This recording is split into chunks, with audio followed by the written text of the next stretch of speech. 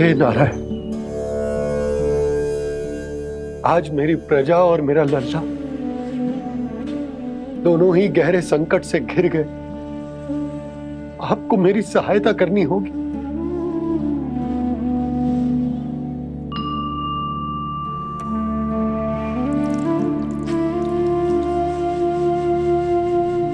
प्रभु, पिता होने का कर्तव्य मुझे एक दिशा में धकेल रहे है तो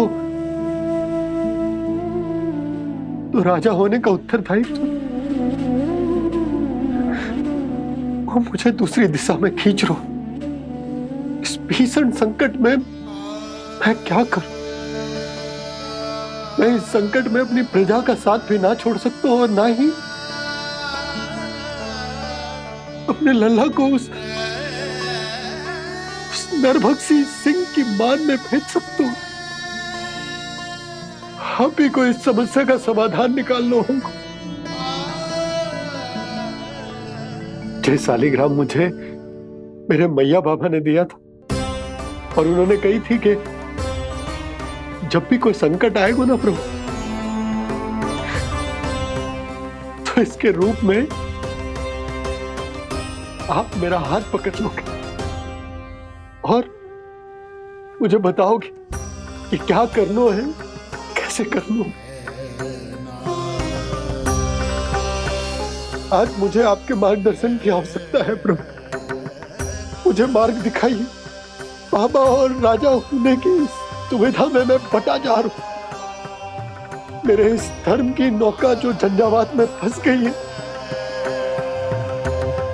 उसे पार लगाइए नारायण। रक्षा कीजिए नारायण।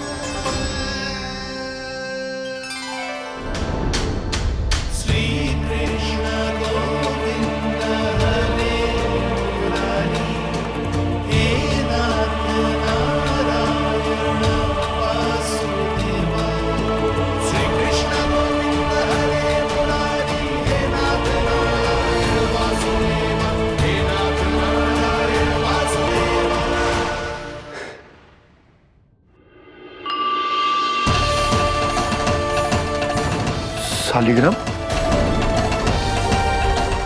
यहीं तो रखा था मैंने। कहाँ गिर गया? कहाँ चला गया? मैंने तो यहीं रखो तो।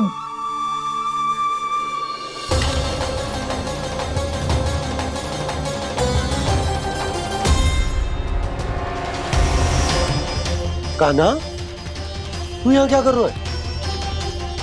शालिग्राम देखो तूने?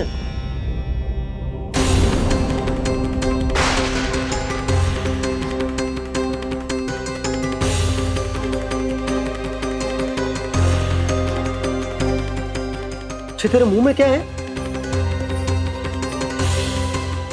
कान्हा, कहीं तूने शालिग्राम मुंह में तो ना ले लियो? हे नारायण, क्षमा करना, अबोध बालक। जी क्या करो कान्हा तूने? कब बाहर निकाल शालिग्राम। लल्ला, जी अनुचित है। यदि वो तेरे कंठ में चला जाएगा तो तेरी सांस। लल्ला, ला बाहर निकाल। अच्छो बालक है ना तू? हाँ, ला। अरे तेरी मैया को पता चलेगा ना तो वो कहेगी कि ना तो प्रजा का ध्यान रख सकते हो ना ही अपने लल्ला का। लोभ के फंदे में चारों ओर से जकड़ गए थे हम। भविष्य के स्वप्न देखते देखते अपने जीवन का सबसे बड़ा भूल किया है हमने। यशोदा और नंद भैया ने आप सबको समझाने का कितना प्रयास किया था, और यहाँ तक कि छोटे कान्हा ने भी हमें कितना समझाया, लेकिन हमने उस दुष्ट व्यापारी को अपना सारा वचन दे दिया। मुझे तो सबसे पहले अपने घर में बिठा कर ही समझाया था उन दोनों ने। कही थी कि कोई किसी भी वस्तु का दुगना मूल्य क्यों देगा, पर मैंने उनकी एक भी ना सुनी। आप ही बताओ रोहिणी जी, अब किस मुंह से क्षमा मांगूंगी मैं जशोदा जी से? क्षमा मांगने की कोई आवश्यकता ना था।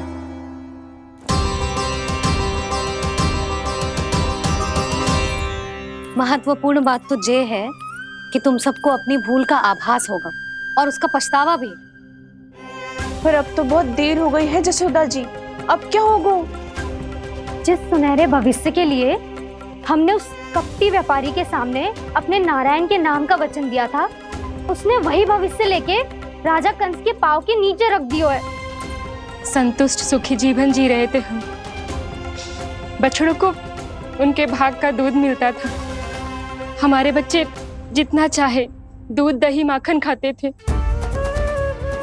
अब उनके मुंह का निवाला छीनकर उस दुष्ट कंस को देना पड़ेगा चिच्ची। ना, नारायण की कृपा से तेरी जसोदा जिज्जी के पास गैयों की कमी ना है। मैं अपने घर का सारा गोधन पूरे गांव के साथ बांटूंगी। किसी भी बालक के मुंह से निवाला ना छिने को। नारायण की कृपा से गोकुल का एक भी प्राणी वंचित ना रहेगा। हाँ नहीं तो देख कान्हा, बाबा का कहना मान ले।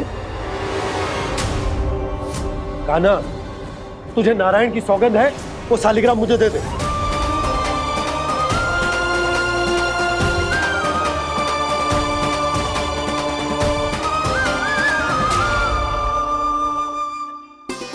ये क्या करो लल्ला तूने?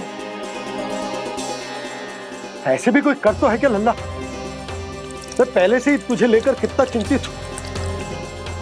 अच्छा पता है तुझे? क्षमा करना प्रभु।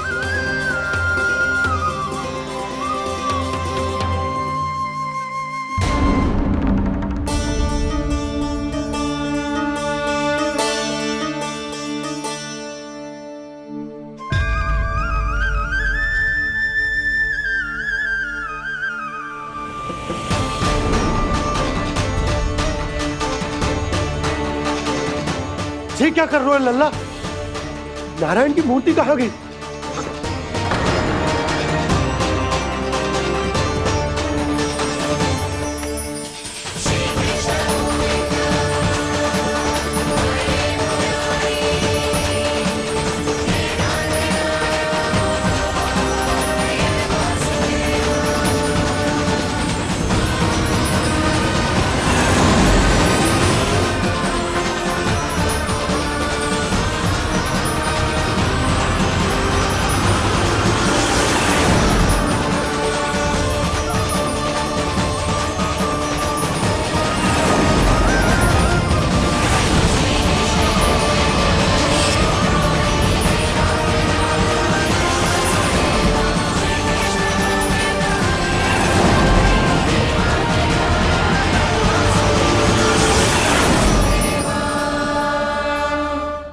मैंने ना कान्हा के मुंह में फिर से ब्रह्मांड देखो है।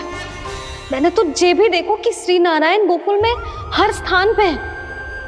जहां देखो वही नारायण। जिनके मुख में त्रिभुवन है, जो सारी सृष्टि का संचालन करते, मैं उन्हीं की चिंता कर रहा था।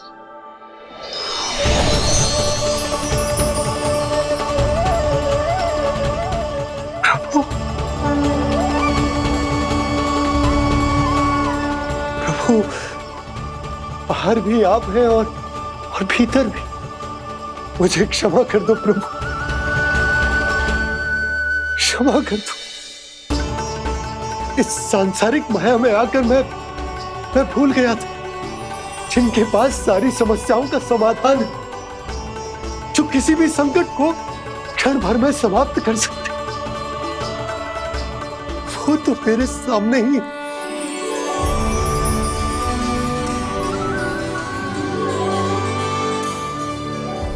समस्या कैसी भी क्यों ना हो, चिंता समाधान नहीं, बाधा होती है। इसलिए चिंता मत कीजिए बाबा। मैं तो सदैव ही कहता हूं, मनुष्य को कठिन से कठिन परिस्थिति में भी चिंता से दूर ही रहना चाहिए। यदि व्यक्ति अपना सारा ध्यान अपने कर्मों को पूरा करने पर लगाए, तो वो बड़े से बड़े संकट का सामना भी सहज ही कर सकता है। और वैसे भी मेरी पूजा वही करते हैं जिन्हें मेरे अस्तित्व पर विश्वास है। इसीलिए उन्हें भी ये विश्वास अवश्य रखना चाहिए कि मैं अपने भक्तों का साथ अवश्य देता हूं, सदैव, हर परिस्थिति में।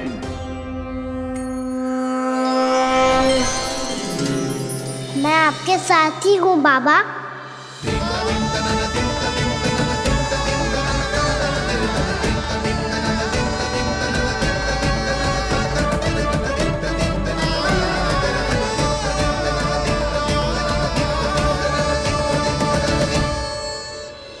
जीवन भर उसके साथ व्यापार करने को वचन दियो है, उसका क्या यशोदा?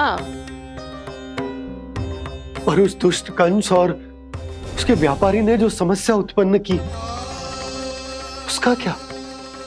समस्या है तो समाधान भी हो गई।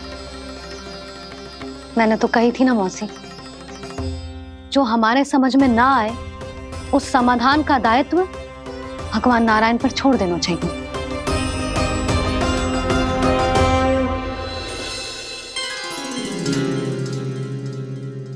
ये देखो,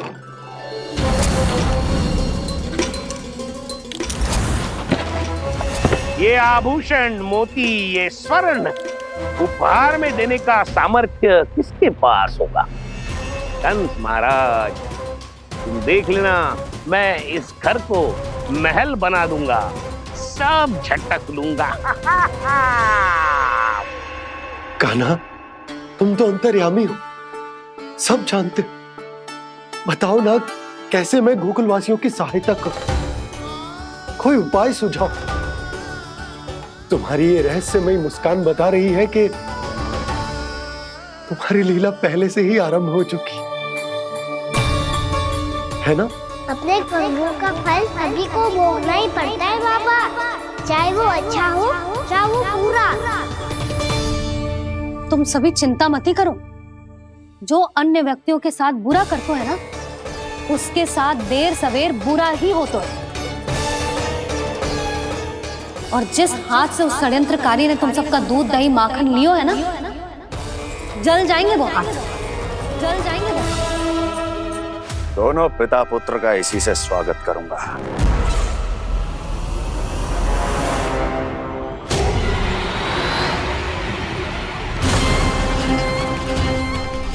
अचानक गदा में ताप कैसा? मेरे हाथ चल रहे हैं।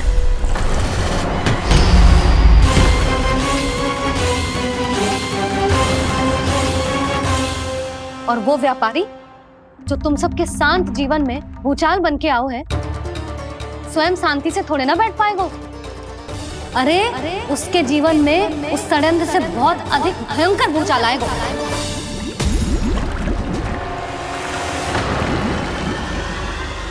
स्वामी, ये अपने आप कैसे उबलने लगा?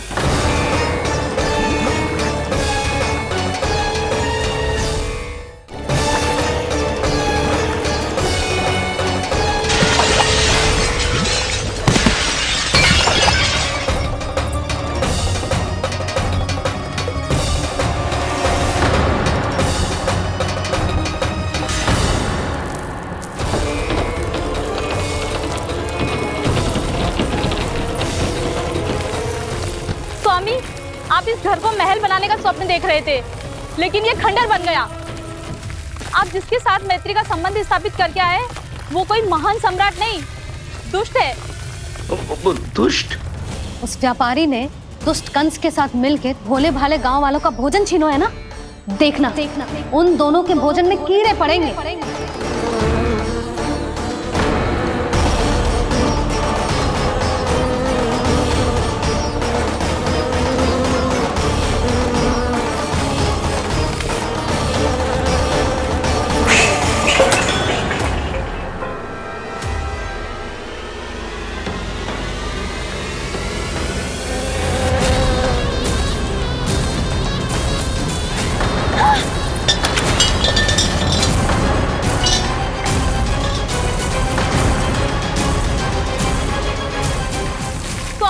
घर गया, जीविका का साधन गया, अब क्या जाएगा हमारा जीवन?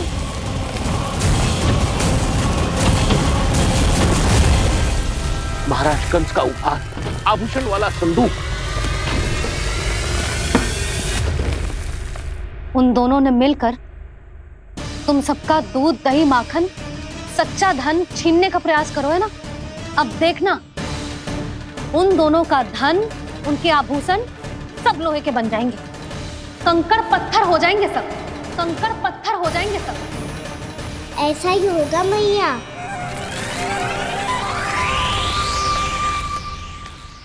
मेरे ग्राहक। लेकिन स्वामी, ये इतने क्रोध में क्यों दिखाई दे रहे हैं?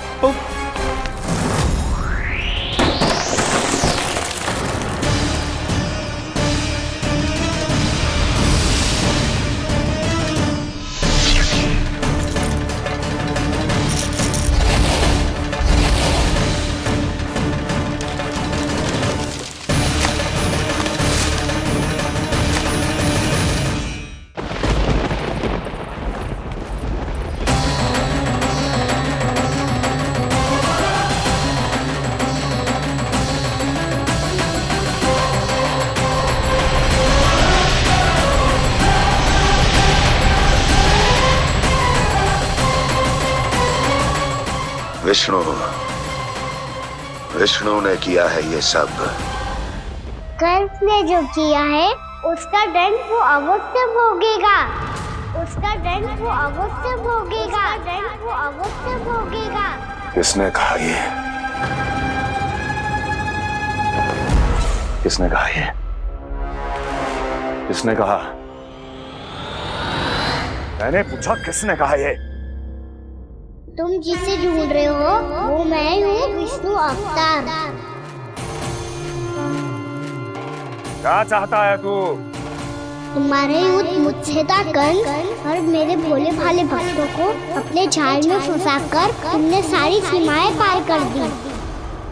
अब जब तक तुम गोकुल के ग्वालों को अनुचित प्रकार के अत्याचार से मुक्त नहीं कर देते, तुम्हारा और अन्य सभी षड्यंत्रकारियों का सामर्थ्य, वैभव, बल सब कुछ नष्ट होता चली जाएगा, और तब तक अपने पूर्व रूप में वापस नहीं आएगा जब तक तुम उन निर्दोषों को जीवन यापन का अधिकार लौटा नहीं देते।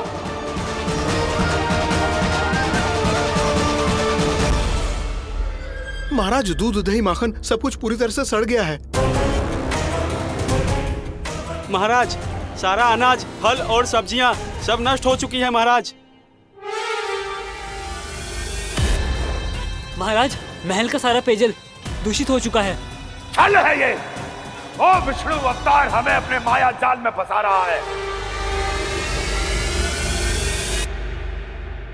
ऐसी सड़ी हुई मिठाइयां मैंने आज तक नहीं खाई हैं। खोए की नहीं, पत्थर की बनी है ये, उससे भी कड़ी है तुम्हारी ये मिठाइयां। आज के बाद कभी मिठाई नहीं लेंगे। जो बुरे कर्म करते हैं उनके साथ बुराई होता है, और अच्छे कर्म करने वाले को अच्छाई मिलती है। आप अपना कर्म कीजिए बाबा, आपकी चिंता अपने आप दूर हो जाएगी। और हाँ बाबा, शीघ्र ही आपको एक बड़ा निर्णय लेना होगा। स्मरण रखिएगा, जो होता है वो अच्छे के लिए होता है।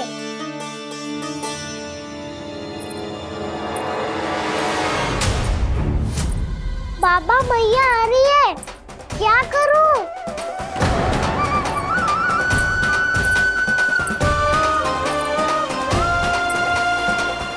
कुछ सुझाव दो ना बाबा, जिससे मैया मुझे ऐसे नहीं देख पाए।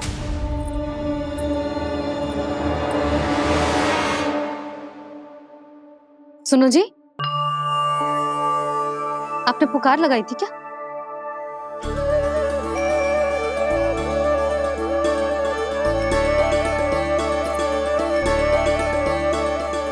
तुम मुस्कुरा क्यों रहे हो?